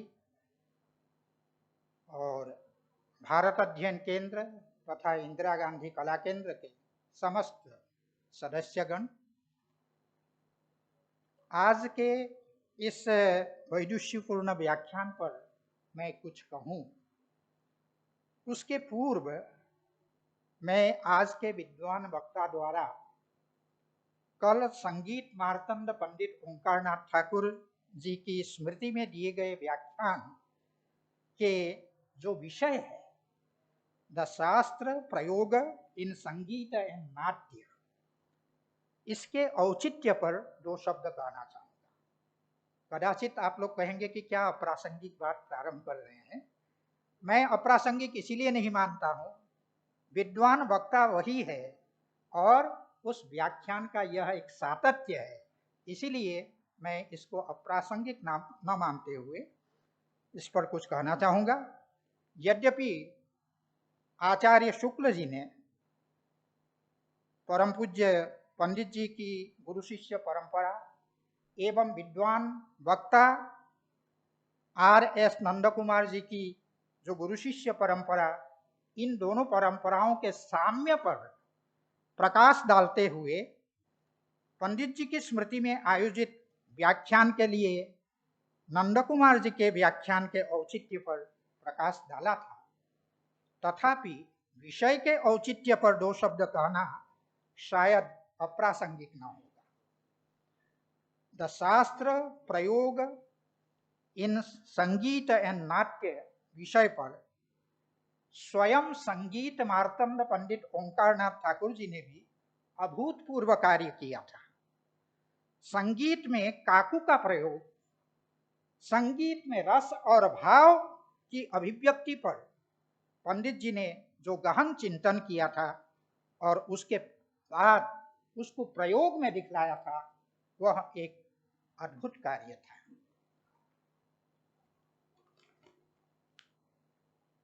पंडित जी का मैया मोरी मैं नहीं माखन खायो, इसको जिसने भी सुना है वो समझ सकते हैं कि उसमें एक बालक अपनी माँ को मनाने के लिए किस किस तरह से माँ को पुकार सकता है, उसका अद्भुत निदर्शन हमको मैया मोरी मैं नहीं माखन खायो में देखने को मिलता है।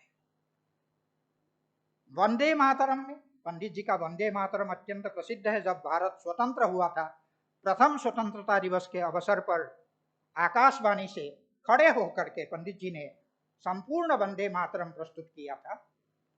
तो उस वंदे मातरम में कोटि कोटि कंठ कल कल निनाद कराले। जब वो इस को गाते हैं तो करोड़ों कंठों से निकली उस कराल नाद की अनुभूति हर श्रोता को होती है। इसी प्रकार से के बोले मां तुम्ही अबले, अबले पद का जब उच्चारण करते हैं पंडित जी, तो अबला पद की प्रस्तुति में वह कोमलता दिखाई पड़ती है। बाहुते तुम्ही मां शक्ति, हृदये तुम्ही मां भक्ति। इसमें शक्ति और भक्ति की विलक्षण अभिव्यक्ति पंडित जी के वंदे मातरम में हुई है। सन 1950 में महाराजा सयाजीराव विश्वविद्यालय बड़ौदा में पूज्य पंडित जी ने राग और रस विषय पर गुजराती में 2 व्याख्यान दिए थे। उन्हीं 2 व्याख्यानों में से प्रथम व्याख्यान में उन्होंने कहा था कि संगीत में राग है, राग अर्थात अनुराग, अर्थात राग अर्थात प्रेम, और जहां राग है वहां प्रेम है और वहां रस होगा ही। जहां राग है वहां प्रेम है तो वहां रस अवश्य होगा। जीवन का समस्त सत्व स्नेह में और स्नेह जनित रस में निमज्जित है। जीवन की समरसता संगीत संस्कृति में संचित है। ये पंडित जी का कथन है। संगीत में शास्त्र और प्रयोग के समन्वय की दृष्टि से ही काशी हिंदू विश्वविद्यालय में संगीत एवं मंचकला संकाय के अंतर्गत संगीत शास्त्र विभाग की स्थापना हुई। संगीत शास्त्र की अंतरराष्ट्रीय ख्याति प्राप्त विदुषी, जिनका उल्लेख आपने भी किया, परम पूजनीय प्रोफेसर प्रेमलता शर्मा जी इस विभाग की विभागाध्यक्षा थी। मेरा भी यह परम सौभाग्य है कि अल्पावधि के लिए ही सही करीब 3.5 वर्ष तक उस विभाग में सेवा करने का अवसर मुझे प्राप्त हुआ शोध सहायक के रूप में। पूज्य पंडित जी की सुयोग्य शिष्या प्रोफेसर प्रेमलता शर्मा जी ने परम पूज्य गुरुवर आचार्य कमलेश दत्त त्रिपाठी, भरतनाट्यम के प्रख्यात आचार्य पद्मभूषण प्रोफेसर CB चंद्रशेखर, श्रीमती जया चंद्रशेखर, प्रसिद्ध कलाविद आचार्य वासुदेव स्मार्त आदि मनीषियों के सहयोग से संस्कृत नाटकों का नाट्य शास्त्रानुसारी मंचन किया, जिसमें विशेषतः पूर्व रंग की रचना और नाट्य शास्त्रानुरूप रंगमंच की परिकल्पना विशेष उल्लेखनीय है। स्वयं पूज्य पंडित ओंकारनाथ ठाकुर जी ने भी कामायनी और कामना, जयशंकर प्रसाद जी की ये रचनाएं हैं, तो कामायनी और कामना का स्वर संयोजन कर उनका मंचन कराया। इस प्रकार जिस मनीषी ने संगीत में शास्त्र और प्रयोग के समन्वय पर सदैव बल दिया, उनकी स्मृति में आयोजित व्याख्यान के लिए द शास्त्र परंपरा इन संगीत एंड नाट्य, इस विषय से और अधिक उपयुक्त विषय क्या हो सकता है। अतः कल के इस व्याख्यान के लिए आपके द्वारा इस विषय के चयन के लिए मैं आपका हृदय से अभिनंदन करता हूं। अब आज का जो व्याख्यान है, मैं कुछ पृष्ठपोषण नहीं करना चाहूंगा। आपने एक बहुत ही सुंदर रचना श्री सरस्वतीम आश्रयामि से अपने व्याख्यान का प्रारंभ किया। हमारी समस्त कला, भारतीय समस्त कला अध्यात्म से जुड़ी हुई है। अध्यात्म के बिना हम किसी भी कला की कल्पना नहीं कर सकते, क्योंकि वह जो अध्यात्म विद्या वही वस्तुतः विद्या है। इसलिए भगवती गीता में भगवान कहते हैं अध्यात्म विद्या विद्यानाम, मैं विद्याओं में अध्यात्म विद्या हूँ। अध्यात्म विद्या स्वयं भगवत स्वरूप है, भगवत विभूति है। इसीलिए अध्यात्म से जुड़े बिना हम किसी भी कला की उपासना नहीं कर सकते हैं, ये सुनिश्चित है। आपने ये बात बताई कि भारतीय संगीत में समय समय पर परिवर्तन हुआ है, परिवर्धन हुआ है। भारतीय संगीत की अनेक विधाएं हैं, इन सब के बावजूद उसमें राग, ताल, प्रबंध और वाद्य, इन सब की जो एकता, इन सबों ने जो सबको एकता के सूत्र में बांध रखा है, उस ओर आपने हमारा ध्यान आकृष्ट किया। और आपने ये बतलाया कि मतंग, भरत आदि के द्वारा बताया गया जो स्वर सप्तक है, वो आज भी वो स्वर सप्तक उसी रूप में विद्यमान है। ये परंपरा है, हमारी अविच्छिन्न परंपरा है, और यही हिंदुत्व है। जैसे कि आचार्य शुक्ल जी ने यहाँ पर ये कहा था कि जो हमारी सनातन संस्कृति है, वो सनातन संस्कृति ही वस्तुतः हिंदुत्व है, उसको छोड़कर हिंदुत्व कुछ नहीं है। मैं उसको दूसरे रूप में यूं कह सकता हूं कि हिंदुत्व जो है वह एक विचारधारा है जो सनातन संस्कृति से सदैव सिंचित रहा है और सदैव वह पोषित रहा है। वही जो सनातन संस्कृति है, वही हमारी हिंदुत्व की भावना है। हिंदू कोई धर्म नहीं है। हिंदू शब्द आया ही बहुत परवर्ती काल में, हिंदू बहुत प्राचीन शब्द नहीं। हमारे लिए शब्द जो है वो सनातन शब्द है। हमारा धर्म भी सनातन है, हमारी संस्कृति सनातन है। उस सनातन संस्कृति से जो चिंतित हमारी विचारधारा है, वही हिंदुत्व है। तो हमारे संगीत में वो विचारधारा ओतप्रोत है, इसमें कोई संदेह नहीं। आपने एक बड़ी अच्छी बात ये कही कि भारतीयता और हिंदुत्व हमारे डीएनए में है। स्वर संगति को सुन करके अंतस्थ जो भावकोश है, उसमें जो विभिन्न प्रकार की अनुभूतियां होती है, भावोदय होता है, उसकी आपने चर्चा की। भाषा के प्रसंग में भी ये बात आती है। भाषा के प्रसंग में जब व्याकरण दर्शन में विचार किया गया है कि जब हम वैखरी वाणी बोलते हैं, उस वैखरी वाणी को सुनने के पश्चात श्रोता के मन में, श्रोता के हृदय में विद्यमान जो मध्यमा वाक है, उस मध्यमा वाक में वो शब्द पहले से निहित है, इसीलिए वह गुंजित होता है। इसको मैं दूसरे शब्द में संगीत की भाषा में यूं कह सकता हूं, सितार वादक जब सितार बजाते हैं, मूल जो तार है उसमें वो आघात करते हैं, लेकिन उसके साथ जो तरफ के तार है वो गुंजित होते हैं। वो तरफ के तार हमारे भीतर जो है वो बाह्य शब्द को सुन करके गुंजित होते हैं, और तब हमको अर्थ का बोध होता है। उसके बिना अर्थ का बोध नहीं होता है। भाषा के क्षेत्र में भी वो है। उसी प्रकार जब संगीत हम सुनते हैं तो स्वर संगति को सुन करके हमारे भीतर विद्यमान जो भावकोश है, उसमें वो भाव की जो अभिव्यक्ति होती है, उसकी आपने चर्चा की। आहत और अनाहत नाथ की भी आपने चर्चा की। और प्रत्येक वाद्य में जो दैवी और मानुषी जो भेद किया गया है, उसकी भी आपने चर्चा की। भक्ति आंदोलन की भी थोड़ी चर्चा की। उस संदर्भ में थोड़ा सा, अगर समय है ना, थोड़ा है ना, 5 मिनट। हाँ। भक्ति आंदोलन को अगर हम देखें, प्रायः भक्ति आंदोलन के समस्त संतों ने भक्ति को उपासना का सबसे सशक्त माध्यम माना है। हम असम से हैं। असम में शंकर देव एक बहुत बड़े संत हुए, जिन्होंने वहां एक शरण भागवती नाम धर्म, वैष्णव नाम धर्म का प्रचार प्रसार किया। और उस प्रचार प्रसार का माध्यम उन्होंने संगीत को, अंकिया नाट लिखे, नाट्य शास्त्र के आधार पर अंकिया नाट लिखे, और उन अंकिया नाटों को आज भी नाट्य शास्त्रीय पद्धति से ही प्रस्तुत किया जाता है।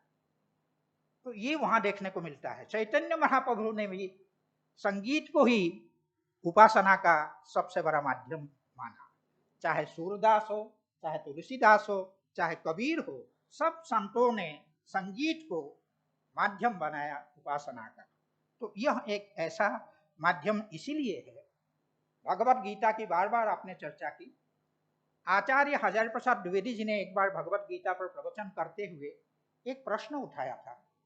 प्रश्न ये था कि भगवत गीता जो यह शब्द है, इस शब्द का अर्थ क्या है? भगवान के द्वारा गाई गई। गाई गई क्या? उसका उत्तर मिलता है पुष्पिका में, उपनिषद। भगवान को गाना क्यों पड़ा? दोनों ओर सेनाएं युद्ध के लिए जो है खड़ी है, उस युद्ध क्षेत्र में भगवान को गाना क्यों पड़ा? आचार्य द्विवेदी जी ने उसका उत्तर दिया था कि संगीत में भावाभिव्यक्ति की जो क्षमता है, वह क्षमता और किसी में नहीं। इस संदर्भ में उन्होंने कहा कि सामान्यतः हम भावों की अभिव्यक्ति गद्य में करते हैं, लेकिन जब गद्य में अपने भावों को अभिव्यक्त करने में हम स्वयं को अक्षम पाते हैं, तब हम पद्य का सहारा लेते हैं, तब हम कविता करते हैं। और जब पद्य से भी, कविता से भी अपने भावों की अभिव्यक्ति करने में स्वयं को अक्षम पाते हैं, तब हम गाने लगते हैं, गुनगुनाने लगते हैं। क्योंकि गान में जो शक्ति है, वो शक्ति और कहीं नहीं है। इतने कम समय में रण क्षेत्र में जहां अर्जुन को समझाना था, कम समय में समझाना था, वहां गान से अधिक और सशक्त माध्यम क्या हो सकता था? इसीलिए भगवान को विवश होकर के वहां गाना पड़ा था। ये गान में वो शक्ति है, ये हमारा संगीत है, ये हमारी सनातन संस्कृति है, ये है हमारा हिंदुत्व है। आपने बृहद जैसे की इतनी सुंदर व्याख्या की। बृहद शब्द का प्रयोग जो है बृंहन अर्थ में है। ब्रह्मा, ब्रह्म को भी इसीलिए ब्रह्म कहते, बृंहनात् ब्रह्म। वो जो व्यापक है, सर्वत्र व्याप्त है, कहाँ नहीं है ब्रह्म? कण कण में ब्रह्म है, सर्वत्र ब्रह्म है, सर्वम खलु इदम ब्रह्म। ये हमारी परंपरा है, ये हमारी संस्कृति है। तो ये जो संस्कृति है वो संगीत में सर्वत्र निहित है। संगीत केवल एक मनोरंजन का साधन नहीं है। हमारे यहाँ नाट्य भी जब हम प्रस्तुत करते हैं, पहले दैवत पूजन हम करते हैं, पूजन पूर्वक तब जाकर के हम नाट्य प्रस्तुति करते हैं और उसको एक पूजन के रूप में देखते हैं। नाट्यम भिन्न रुचेर जनस्य बहुधा पेकम समाराधनम। महाकवि कालिदास कहते हैं कि ये जो नाट्य क्या है, भिन्न रुचेर जनस्य, भिन्न भिन्न रुचि वाले लोगों की ये एकम समाराधनम, एक आराधन है, ये पूजन है, समाराधन है। तो ये हमारी दृष्टि है संगीत के प्रति, और ये जो हमारी दृष्टि है, यही हिंदुत्व की दृष्टि है, यही सनातन संस्कृति के द्वारा प्राप्त हमारी दृष्टि है। उस दृष्टि का आपने यहाँ पर व्याख्यान किया और धर्मार्थ काम मोक्षानाम इदमेव एक साधनम कह करके अपने व्याख्यान का आपने समापन किया। हम आपके प्रति वस्तुतः आभारी है। वस्तुतः हम आपको सुनना चाहते थे, इसीलिए कल हमने आचार्य शुक्ल जी से कहा कि आपने मुझसे कहा कि अध्यक्षता करनी है। मैं स्वयं को तो इसके योग्य नहीं मानता, लेकिन सुनने की जो एक तीव्र इच्छा थी आचार्य नंद कुमार जी को, इस लोभ का संवरण मैं नहीं कर पाया, इसीलिए मैंने आपको हाँ कहा। और अपने इस अध्यक्षीय पद के साथ कितना न्याय में कर पाया मैं नहीं कर सकता, लेकिन मुझे आपका व्याख्यान सुनकर के कल का और आज का, कल का भी बहुत अद्भुत व्याख्यान था, आज का भी बहुत अद्भुत व्याख्यान। हम हमेशा जो है ये ध्यान में रखें कि हम अपनी कला को अध्यात्म से जोड़ करके ही देखें, अध्यात्म से जोड़ करके ही हम अपनी कला की उपासना करें। एक बात और कह करके मैं अंत करना चाहूँगा, क्योंकि पंडित जी की चर्चा हमने अभी की थी, पंडित ओंकारनाथ ठाकुर जी की। यहाँ संगीत में आकर के समस्त भेदभाव मिट जाता है। जब हम सर्वम खलु इदम ब्रह्म की कल्पना करते हैं, तो सब जब ब्रह्म में है, तो वहां ना कोई हिंदू है, ना कोई मुस्लिम है, ना सिख है, ना कोई ईसाई है, सब एक है। सर्वत्र एकत्व की दृष्टि की प्राप्ति होती है। उस एकत्व की दृष्टि का एक मैं उदाहरण में बताऊं। यूं तो सामान्यतः हिंदू और मुस्लिम के नाम पर हम भेदभाव करते हैं, लेकिन महाराजा सयाजीराव विश्वविद्यालय बड़ौदा में पूज्य पंडित जी द्वारा राग और रस विषय पर जो व्याख्यान दिया गया था, उस व्याख्यान के कुछ ही दिनों पूर्व बड़ौदा राज्य के और श्रीमान गायकवाड़ सरकार के राजगायक उस्ताद फैयाज खान साहब का अवसान हुआ था। पंडित जी ने अपने व्याख्यान में ये कहा कि भगवती भारती के सुपुत्र संगीत रत्न उस्ताद फैयाज खां के निधन से मैं हार्दिक शोक का अनुभव कर रहा हूं। किसी राजकीय नेता के निधन पर पंडित जी ने एक प्रकार का क्षोभ व्यक्त किया था कि किसी राजकीय नेता का जब निधन होता है तब देश में जैसी शोक सभाएं होती है, राष्ट्रीय स्तर पर जो शोक प्रस्ताव पारित होता है, यहाँ इस श्रेष्ठ कलाकार के लिए ऐसा कुछ भी नहीं हुआ है। फैयाज खान साहब के लिए ऐसा कुछ भी नहीं हुआ, इसीलिए बड़े क्षुब्ध थे वो।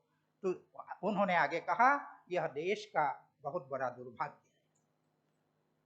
जीवन में जो कलाकार, ये पंडित जी की शब्दावली है, जीवन में जो कलाकार कोयल की तरह कूके, मयूर की तरह गहके तथा अपने मधुर श्रृंगारमय आलापों से रोते हुओं को हंसाए, व्यथित लोगों को प्रफुल्लित किए, ऐसे विविध अंगों की गायकी वाले फैयाज खां के लिए कृतज्ञ दुनिया कुछ करें या ना करें, हम लोग तो अपना आंतरिक शोक इस अवसर पर अवश्य व्यक्त करें और अपनी आंसुओं की अंजलि से उस अनुपम कलाकार को अभिषिक्त करें। ये पंडित जी की शब्दावली है, फैयाज खां साहब के प्रति उनकी ये अभिव्यक्ति है। आप सब लोग जानते हैं बाबा अलाउद्दीन खां साहब और रविशंकर जी का कैसा पिता पुत्र संबंध जैसे उनका था। तो संगीत में जहां व्यक्ति डूबते हैं तो सारा भेद मिट जाता है। यही तो संगीत की शक्ति है, यही हिंदुत्व की शक्ति है, यही सनातन संस्कृति की शक्ति है, जहां वेद कहते हैं यत्र विश्वम भवत्येकमीडम्, और आगे चल करके हम कहते हैं अयम निजः परो वेति गणना लघु चेतसाम उदार चरितानाम तु वसुधैव कुटुंबकम। ये भावना तभी आती है जब हम सनातन संस्कृति की उपासना करते हैं, और वही हिंदुत्व की उपासना और संगीत को उसी के साथ जोड़ करके हमें सीखना चाहिए। धन्यवाद।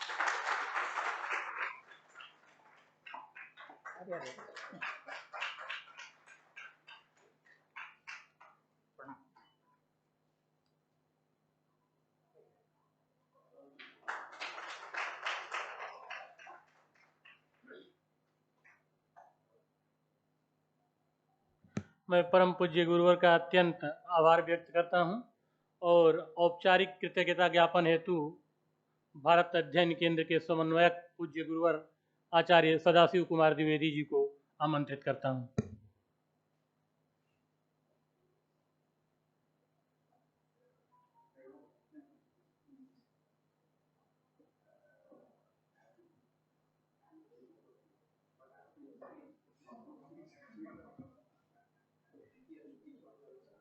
यत्पादपङ्कजरज परिमार्जितेषु चेतस्सु दर्पणतलामलताङ्गतेषु शब्दार्थसम्पदोदारतुरा स्फुरन्ति विघ्नच्छिदेस्तु भगवान् सगणाधिनाथः। भारत अध्ययन केंद्र तथा इंदिरा गांधी राष्ट्रीय कला केंद्र वाराणसी के संयुक्त तत्वावधान में आयोजित इस विशिष्ट व्याख्यान में उपस्थित विशिष्ट वक्ता विद्वान आर.एस. नंद कुमार जी, विदुषी श्रीमती राधिकानंद कुमार जी, उनके योग्य पुत्र श्री सुमुख नंद कुमार जी, जो कि इस परंपरा को आगे बढ़ाने के लिए तैयार हैं, आज के अध्यक्ष आचार्य प्रोफेसर कृष्णकांत शर्मा जी, और इस सभा में उपस्थित समस्त विद्वत बिंदु को मैं प्रणाम निवेदित करता हूं। भारत अध्ययन केंद्र की स्थापना काशी हिंदू विश्वविद्यालय में भारतीय विद्याओं के सभी संकायों में समान रूप से प्रचार प्रसार, शोध, अध्ययन इत्यादि के लिए की गई थी। जैसा कि इसके नाम से ही जुड़ा हुआ है केंद्र, केंद्र जो कि सभी से जुड़कर कार्य करता है। इंदिरा गांधी राष्ट्रीय कला केंद्र की अहेतु की कृपा भारत अध्ययन केंद्र पर निरंतर बनी रही और इस प्रकार के अभूतपूर्व विद्वानों को भारत अध्ययन केंद्र में उपस्थित कर ऐसे विशिष्ट व्याख्यानों से हमारे विद्यार्थियों, प्राध्यापकों और संपूर्ण विश्वविद्यालय को अनुग्रहित निरंतर करते चले आए। इसलिए मैं सर्वप्रथम कृतज्ञता ज्ञापित करता हूँ इंदिरा गांधी राष्ट्रीय कला केंद्र के वर्तमान निदेशक तथा पूर्व निदेशक तथा वर्तमान में सलाहकार आचार्य प्रोफेसर विजय शंकर शुक्ल जी तथा अभिजीत दीक्षित जी के प्रति कहाँ हैं, निदेशक, अच्छा, अभिजीत जी के प्रति कि उन्होंने भारत अध्ययन केंद्र को यह अवसर प्रदान किया। विद्वान आर.एस. नंद कुमार जी के साथ कुछ समय व्यतीत करने का मुझे समय 3 या 4 वर्ष पूर्व प्राप्त हुआ और उसमें भी निमित्त विजय शंकर शुक्ल जी ही बने थे। त्रिवेंद्रम तक की यात्रा हमने की थी और भगवान पद्मनाभ के दर्शन किए थे। वह अभूतपूर्व क्षण थे। उस समय मैंने आपकी प्रतिभा, आपकी सरलता को देखा। विनयेन विना का श्री का निशा शशिना विना रहिता सत्कवित्वेन कीदृशी वाग विदग्धता। सारी विद्याओं का आधार विनय होता है। वो विनय शास्त्र की गहराई में प्रवेश करने के उपरांत भी आप में उतनी ही दृढ़ता के साथ प्रतिष्ठित है। इसके लिए मैं इस सभागार में उपस्थित काशी हिंदू विश्वविद्यालय के सभी सदस्यों, विद्यार्थियों, प्राध्यापकों की तरफ से आपको प्रणाम निवेदित करता हूं और कृतज्ञता ज्ञापित करता हूं कि आपने यहाँ उपस्थित होकर अपने विद्वत्तापूर्ण व्याख्यान से हम सभी को आप्लावित किया। और भवानी शंकरो वंदे श्रद्धा विश्वास रूपिणो याभ्याम विना न पश्यन्ति सिद्धा स्वांतस्थमीश्वरम। तो अकेले काशी में उपस्थिति और पूजन का महत्व नहीं है। 3 भवानी शंकर यहाँ उपस्थित है। पहले नंद कुमार जी और श्रीमती राधिका कुमार जी, और अध्यक्ष जी भी भवानी शंकरो वंदे वाली स्थिति में है, और होमल जी भी जो कि संगीत के बड़े ज्ञाता हैं। तो इन तीनों भवानी शंकरो वंदे सबके प्रति, तीनों के प्रति मैं हृदय से कृतज्ञता ज्ञापित करता हूँ। विद्या वपुषा वाचा वस्त्रेण विभवेन च वकारैः पंचभिर्युक्तो नरस्यात् गौरवान्वितः। ये यदि देखना हो तो इन विद्वानों के व्यवहार में देखें, लेकिन सर्वोपरि है विद्या। उस विद्या के बाद ये सब आता है, और इन सब दृष्टियों से ये विद्वान हमेशा पूजनीय बनते हैं। महाकवि कालिदास ने कहा है, रम्याणि वीक्ष्य मधुरांश्च निशम्य शब्दान् पर्युत्सुकी भवति यत् सुखितोऽपि जन्तुः तच्चेतसा भवति नूनममोदपूर्वं भावस्थिराणि जननांतर सौहृदानि। संगीत में तो वो ताकत है जो जन्म जन्मांतर के भावों को भी आपके अंदर अनुभव योग्य बना दे। ये महाकवि कालिदास स्वयं कहते हैं। तो उस संगीत के वैशिष्ट्य को हिंदुत्व से जोड़कर, हमारी परंपरा से जोड़कर, वेद से लेकर उपनिषद से लेकर पाश्चात्यों से लेकर पूरी की पूरी परंपरा में संगीत की धारा अनुस्यूत है। ऐसा भूतपूर्व व्याख्यान आपने आज हमारे प्रस्तुत किया। हमारे बीच आयुर्वेद संकाय के पूर्व अध्यक्ष प्रोफेसर चंद्रभूषण झा जी उपस्थित हैं। IIT से रामनाथन जी हमारे बीच उपस्थित हैं। अभी इनके साथ दिल्ली में 2 दिन व्यतीत करने का समय मिला, एक ही कक्ष में एक साथ, एक ही विद्या की उपासना के साथ। प्रोफेसर संगीता पंडित जी जो कि परफॉर्मिंग आर्ट संगीत एवं मंचकला संकाय में कंठ संगीत विभाग की अध्यक्षा हैं, अध्यक्षा रही हैं और वर्तमान में वहाँ कार्यरत हैं। आप आई, हमारे कार्यक्रम को आपने गौरव प्रदान किया। मैं आपके प्रति हृदय से कृतज्ञता ज्ञापित करता हूँ। इस सभागार में उपस्थित भारत अध्ययन केंद्र तथा इंदिरा गांधी राष्ट्रीय कला केंद्र के समस्त सदस्यों के प्रति मैं एक स्वर से हृदय से आभार व्यक्त करता हूँ, और इन विद्यार्थियों के प्रति जो भारत अध्ययन केंद्र से जुड़े हुए हैं। भारतीय विद्या के समुपासक हिंदू स्टडीज का एक कोर्स पाठ्यक्रम जो भारत अध्ययन केंद्र में पूरे देश में सर्वप्रथम लागू हुआ, और यहीं से यह पूरे देश में अनेक विश्वविद्यालयों में पहुंचा। बड़ौदा विश्वविद्यालय की आपने चर्चा की। बड़ौदा विश्वविद्यालय में यह पाठ्यक्रम स्नातक स्तर पर भी लागू हो चुका है, और अच्छी संख्या है विद्यार्थियों की। सूरत से प्रस्ताव हमारे पास आया है कि आप हमें एक सप्ताह की कार्यशाला के माध्यम से हमारे प्राध्यापकों को इस पाठ्यक्रम में ट्रेंड कर दें, और जो अध्ययन सामग्री आपके पास उपस्थित है वो दे दें। तो भारत अध्ययन केंद्र को ये श्रेय जाता है कि इसने संपूर्ण देश को एमए इन हिंदू स्टडीज़ का पाठ्यक्रम दिया, जो यूजीसी तक पहुंच चुका है और इसमें नेट की परीक्षा हो रही है। भारत अध्ययन केंद्र के 4 विद्यार्थी जेआरएफ और 5 या 6 विद्यार्थी नेट भी उत्तीर्ण हो चुके हैं। ये भी एक हमारे अध्यापन और हमारे विद्यार्थियों के परिश्रम की उपलब्धि है। तो उस हिंदुत्व से संगीत विद्या को जोड़ने का आज सुअवसर हमको प्राप्त हुआ। मैं इन विद्यार्थियों के प्रति हृदय से कृतज्ञता ज्ञापित करता हूं कि आपने उपस्थित होकर इस कार्यक्रम को सफल बनाया और लाभान्वित हुए आज की इस विद्या से। पिलग्रिम्स प्रकाशन के तिवारी जी कार्यक्रम को सुगंधित भी कर देते हैं और आकर्षक भी बना देते हैं अपने स्वरूप से, उपस्थिति से। ऋषिकल्प, मैं उनके प्रति हृदय से कृतज्ञता ज्ञापित करता हूँ कि आप उपस्थित हुए, और मैं समझता हूँ कि ये सारे पुष्प आपके अपने बगीचे के हैं, ये बाहर के नहीं है, इनकी अपनी ही बगिया के हैं। वो आते हैं, उपस्थित होते हैं और उनकी शुभकामना आशीर्वाद हमको प्राप्त होता है।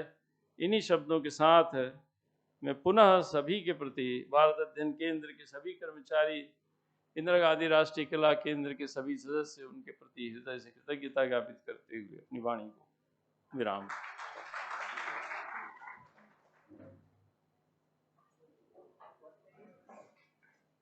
आप सभी से निवेदन है कि बाहर जलपान करके ही तो अपने घर के जाएंगे।